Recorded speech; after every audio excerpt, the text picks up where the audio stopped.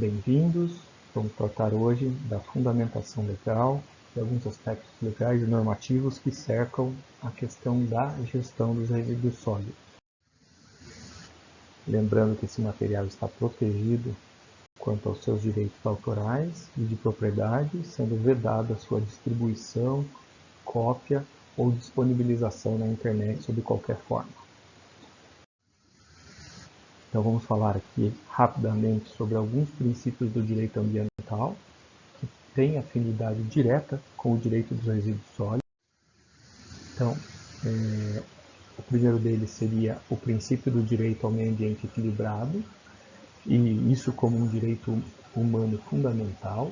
Isso está pautado na própria Constituição Federal, daqui a pouco a gente vai ver esse conceito de meio ambiente, mas na medida em que a gente tem esse meio ambiente dando respaldo à vida do ser humano, em especial do ser humano, né? Então a gente acaba percebendo mais uma vez que a legislação ambiental brasileira ela é muito antropocêntrica, né? Muito pautada no ser humano. Então se busca proteger o meio ambiente não pelo seu valor em si mesmo, mas pelo valor que o meio ambiente tem enquanto suporte à vida humana. Então, isso pode ser questionado do ponto de vista principiológico, mas tendo em conta que o meio ambiente ele é fundamental, ou em si mesmo, ou como subsídio à vida humana, a gente tem como relevante esse aspecto da proteção ao meio ambiente. Portanto, a gestão dos resíduos não pode degradar a qualidade ambiental. E como é que a gente faz isso? Adotando medidas preventivas, adotando medidas mitigadoras, basicamente essas duas coisas, né? Então, a gente evita, ou deve buscar, não gerar resíduos, né? Evitar a geração de resíduos. Se isso não for possível, tratar esses resíduos da melhor forma, destinar esses resíduos da melhor forma, seja trabalhando com modelos de economia circular, seja trabalhando com esquemas de logística reversa que possibilitem essa própria economia circular, reciclando os materiais, reaproveitando os materiais, aproveitando o potencial energético desses materiais, naquela hierarquia clássica da gestão dos resíduos que a gente já viu e continuará vendo na disciplina. Então, uma das premissas, um dos princípios é esse, que o meio ambiente ele é fundamental ao ser humano e a gestão dos resíduos deve acontecer respeitando o meio ambiente. Então isso é bem importante a gente ter em consideração. Isso significa que a gestão dos resíduos não pode poluir águas, não pode poluir solos, não deve poluir o ar. Então é nessa linha que a gente tem que trabalhar, buscando isso. O princípio da prevenção, então geralmente o princípio da prevenção ele vem acompanhado do princípio da precaução, justamente na tentativa de se diferenciar isso didaticamente, são princípios diversos, né? Enquanto a ideia do princípio da prevenção é você deixar de fazer alguma coisa para não agredir o meio ambiente, né? Então você previne, você age de uma forma a não criar impacto no meio ambiente. O princípio da precaução vai dizer um pouco diferente disso. O princípio da precaução vai dizer assim, na dúvida, não faça. Então, ser precavido é você falar assim, puxa, eu não tenho certeza se isso vai dar certo ou vai dar errado, se isso é bom ou se isso é ruim. Então, quando a gente trabalha com o meio ambiente, onde a gente tem um grau de insegurança muito grande por conta de não compreender plenamente essas relações entre os seres vivos, entre os seres bióticos e abióticos, entre todo esse espectro, né, físico, químico e biológico. Então, aplicando o princípio da precaução, a gente, na dúvida, na incerteza científica, na incerteza tecnológica, a gente não faz. Na dúvida, a gente não faz. Já o princípio da prevenção, a gente conhece o que vai acontecer, a gente entende a relação de causa e efeito, e a gente, percebendo que vai fazer uma coisa ruim, a gente deixa de fazer essa coisa. Então, a prevenção é eu tenho essa previsibilidade e eu intencionalmente não ajo para evitar o dano.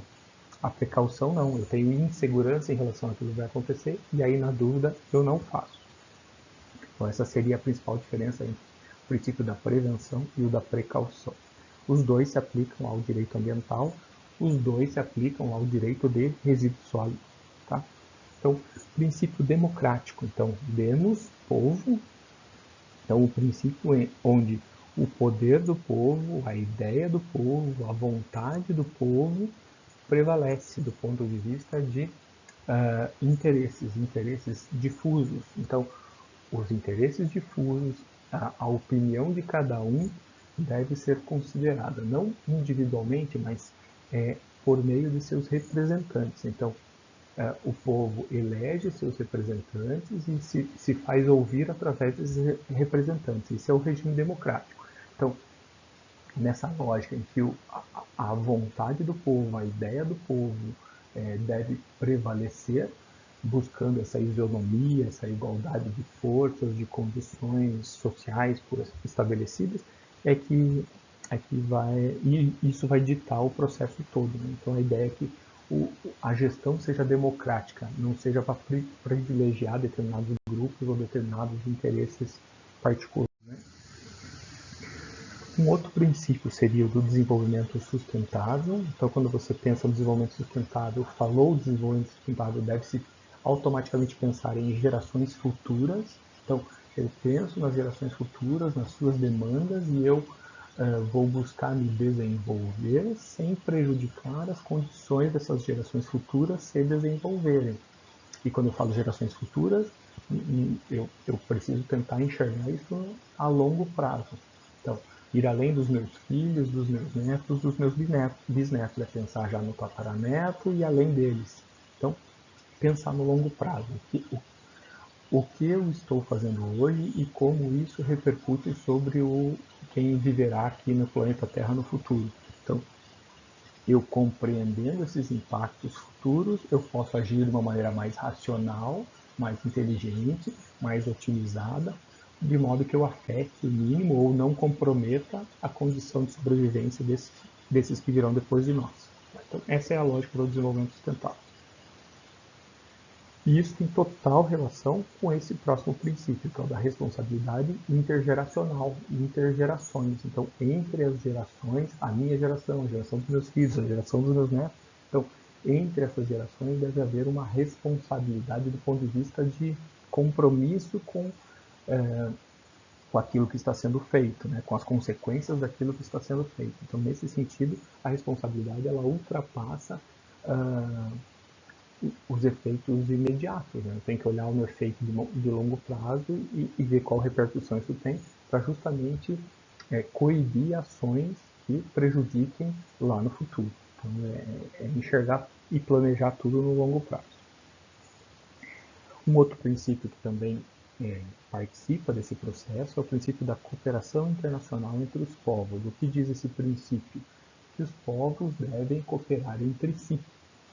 O princípio só diz isso, né, como se fosse pouco, mas o princípio no sentido de que deve haver uma cooperação técnica, deve haver uma cooperação científica, de transferência de tecnologia, de transferência de conhecimento, de disseminação desse conhecimento entre todos, de modo que todos os povos do planeta possam se beneficiar desse conhecimento ou dessas ações de uma maneira integrada, de uma maneira colegiada, de uma maneira coletiva.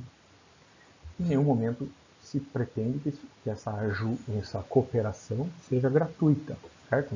Isso não faz parte do princípio. Isso, assim, não há nada que impeça que essa cooperação seja onerosa, né? Seja não gratuita. Então, mas a cooperação busca isso, justamente, puxa, eu sei fazer tal coisa, eu posso transferir essa tecnologia para você. Por exemplo, eu sei incinerar o meu lixo e controlar bem. E eu sei que aplicando determinados filtros eu consigo controlar as emissões. Por que não ceder essa tecnologia? Ceder uma patente, ou ceder os equipamentos, ou explicar como isso acontece, ou como isso pode ser feito em outros lugares do planeta que não detenham essa tecnologia, para que todos possam se beneficiar globalmente falando. Tá? Então, pensar nessa cooperação nesse aspecto independente dos interesses políticos, de soberania nacional, essas coisas todas, do ponto de vista de cooperação tecnológica.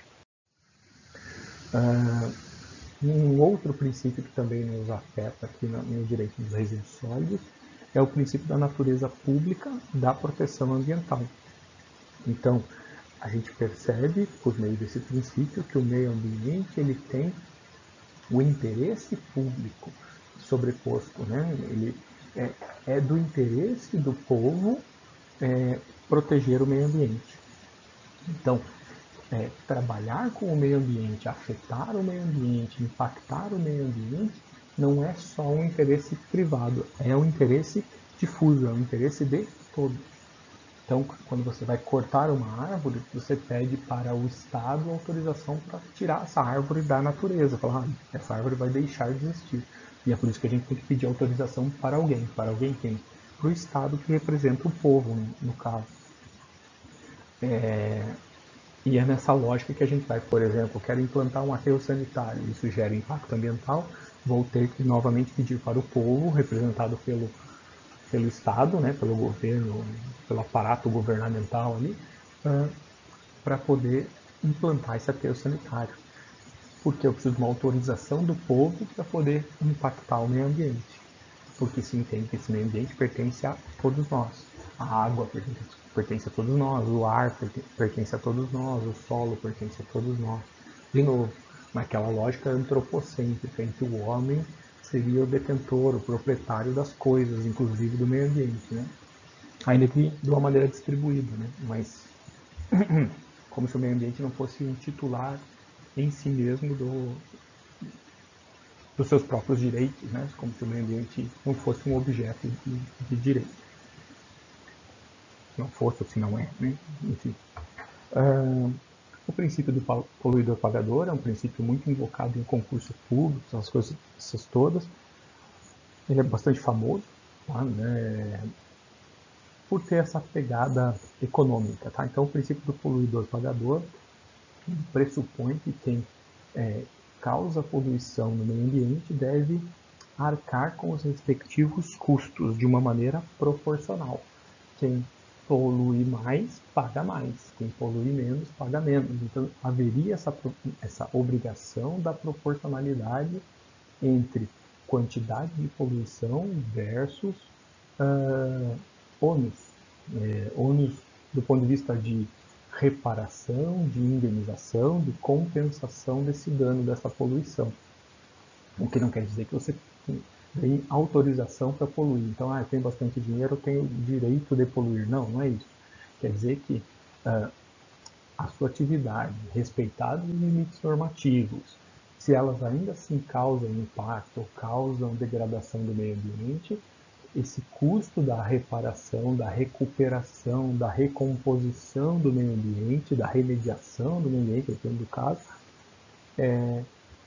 serão rateados entre você que polui, o outro que polui, o outro que polui, e cada um vai bancar esse custo da reparação, da recuperação do meio ambiente de uma maneira proporcional. Então é isso que diz o princípio do poluidor-pagador.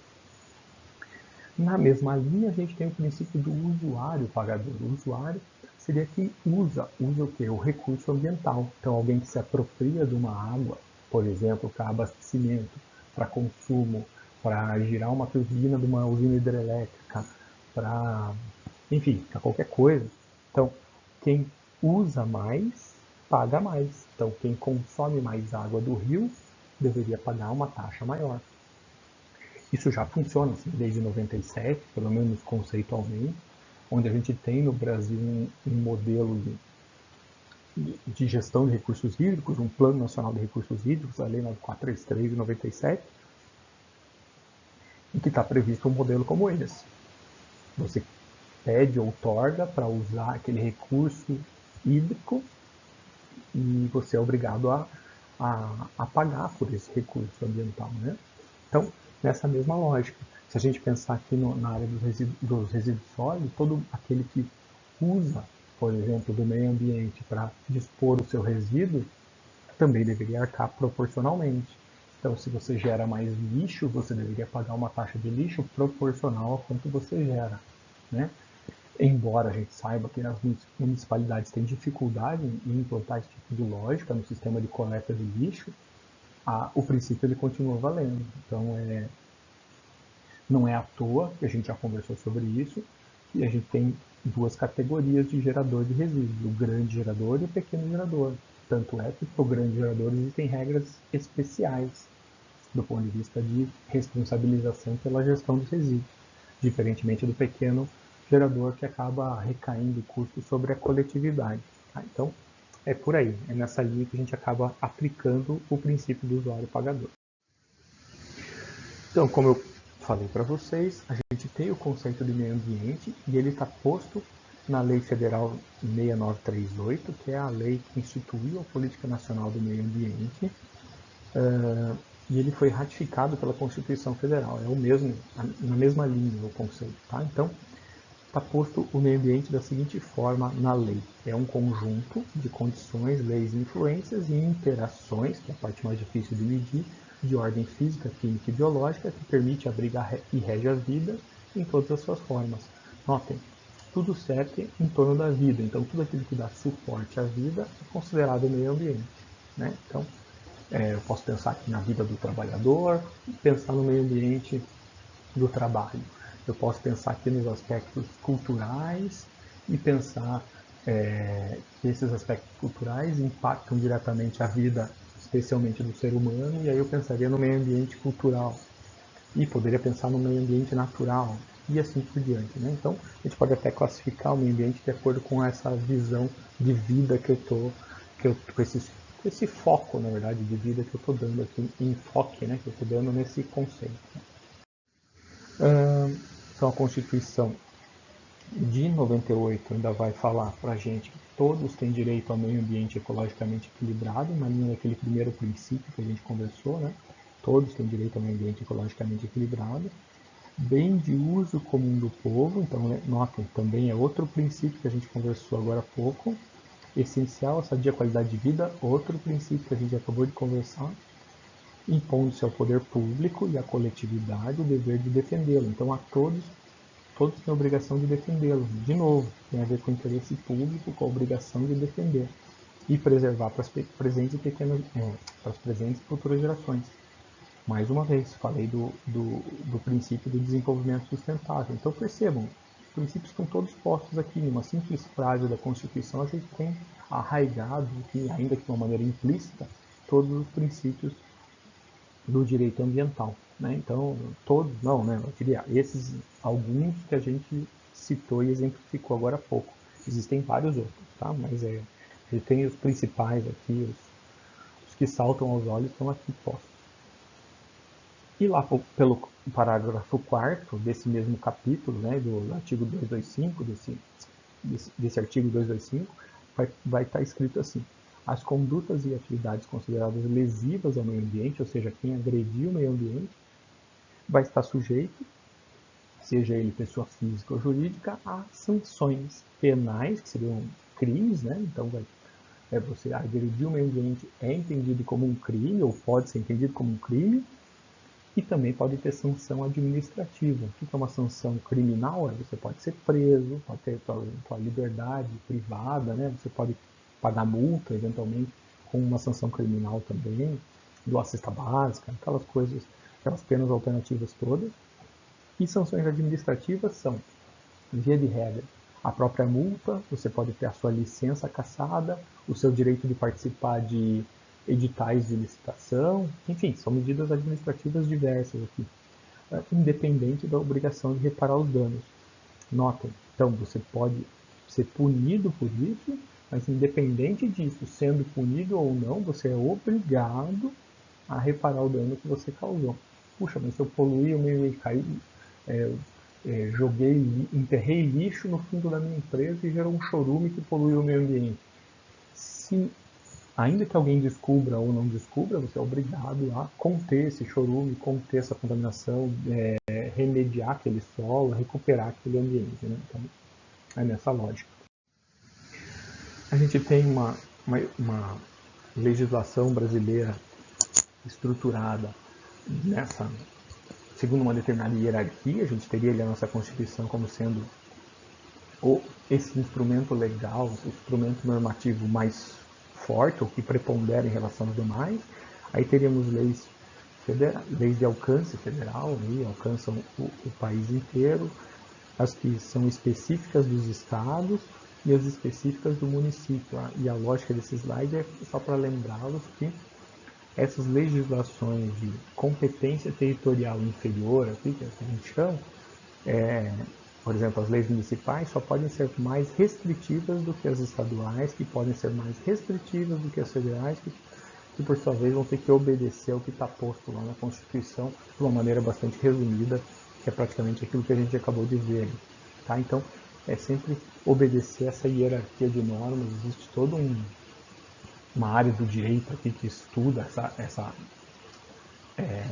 essa organização justamente para evitar conflito. E quando surge conflito, isso vai parar lá no Supremo Tribunal de Justiça, no Supremo Tribunal Federal, para ser discutido o que está certo, o que está errado, o que respeita e o que está em conflito e o que não está em conflito. Tá bom? Então, a gente já conversou sobre esse dispositivo da Constituição, né, que tem os devidos destaques, mas a gente já tratou disso aqui no outro slide. Não, é só para mostrar para vocês que a gente tem esse conceito tanto na lei quanto aqui na Constituição, saltando os olhos. Especificamente sobre os resíduos de construção, a gente tem uma resolução do CONAMA, que é essa 307 de 2002, que estabeleceu as diretrizes para a gestão de resíduos, e é o que prevalece ainda hoje. Houve algumas atualizações aqui, mas o texto base continua válido, ele foi sendo emendado, alterado e atualizado. A gente poderia citar aqui na CONAMA 448, a 469, então são modificações de alguns pontos específicos dessa resolução do CONAMA, mas ela, de uma maneira geral, ela vai tratar da gestão de resíduos da construção, e a gente vai tratar disso mais para frente. A lei de crimes ambientais, então a gente viu que na Constituição existe aquela necessidade, o Constituinte previu que quem degradar o meio ambiente, quem poluir o meio ambiente, quem agredir o meio ambiente, deve ser punido, né? Deve existir uma sanção. O grande problema é que não cabe na Constituição ficar explicando qual seria essa sanção. Então, 10 anos mais tarde, o Congresso Nacional editou essa lei, chamada Lei de Crimes Ambientais, e aqui sim está previsto quais são as sanções, assim, qual é a dose da sanção, qual é o tipo de punição que cada um tem, dependendo do tipo de crime. Então, se você opera uma área de aterro de resíduos sem licença, qual é a pena? Se você polui o meio ambiente com chorume, qual é a pena? Se você solta gases do meio ambiente, qual é a pena? Então, para cada tipo de crime ambiental tem uma pena associada aqui dentro dessa lei. E a mesma lei que se usa quando você faz tráfico de iguana pelo correio, quando você corta uma árvore que não deveria. Enfim, é uma lei extensa e tem lá tipificado vários crimes dessa área ambiental. Né? Outra lei bastante específica é a Lei de Resíduos Sólidos. A gente vai ter uma aula só sobre essa questão de resíduos sólidos, então a gente vai detalhar isso aqui com vocês. E no Paraná a gente tem basicamente duas leis, né? A original, chamada Lei de Resíduos Sólidos, de 99, que criou uma série de regras, ainda na década de 90, para poder... E ali começou-se a organizar essa gestão dos resíduos sólidos no estado do Paraná com o objetivo de extinguir, né, extirpar os lixões. E isso se iniciou lá, vários avanços foram conseguidos, e esse ano houve uma aprovação de uma nova versão do Plano Estadual de Resíduos Sólidos, que já existiram outros aqui anteriormente, mas se atualizou esse Plano Estadual de Resíduos Sólidos, e a ideia é se ganhar novo fôlego para tentar caminhar nessa linha de extinguir os lixões. migrar para outros modelos de consórcio, de aterros sanitários, de técnicas mais adequadas ambientalmente falando, para poder evoluir nessa relação entre resíduos sólidos e meio ambiente. Então, é bem recente, de 10 de junho, essa lei. Do âmbito normativo, o que é que existe sobre essa área de resíduos sólidos? Então, a gente tem uma série de normas. Existe uma família famosa aqui, da NBR 10.004, 5, 6 e 7, todas saíram na mesma época. A gente tinha uma versão anterior que era de 96,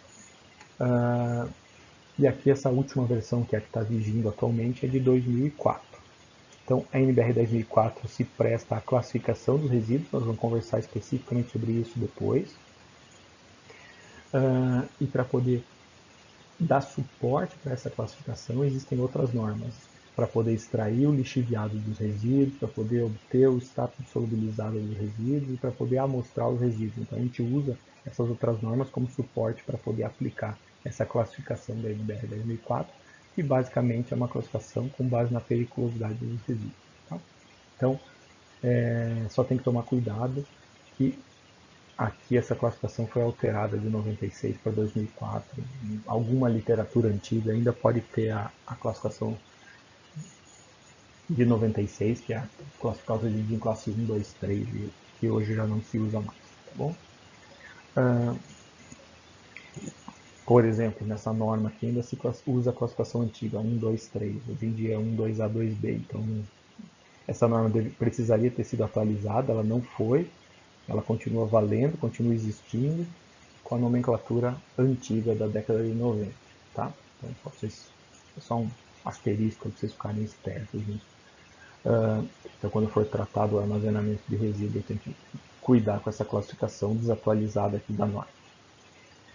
Então, a gente tem norma para armazenamento de resíduo perigoso, ou quais as características do local para fazer esse armazenamento, do ponto de vista de ventilação, controle de acesso, sinalização, cobertura, impermeabilização de base, enfim, várias características aqui. Norma sobre o transporte terrestre de resíduos. E essas são as principais que tratam diretamente sobre a questão de resíduos, tá bom? Então hoje a gente viu especialmente essa questão das normas e das leis que cercam e afetam o direito dos resíduos sólidos. Alguma dúvida, eu estou à disposição, tá bom? Um abraço a todos.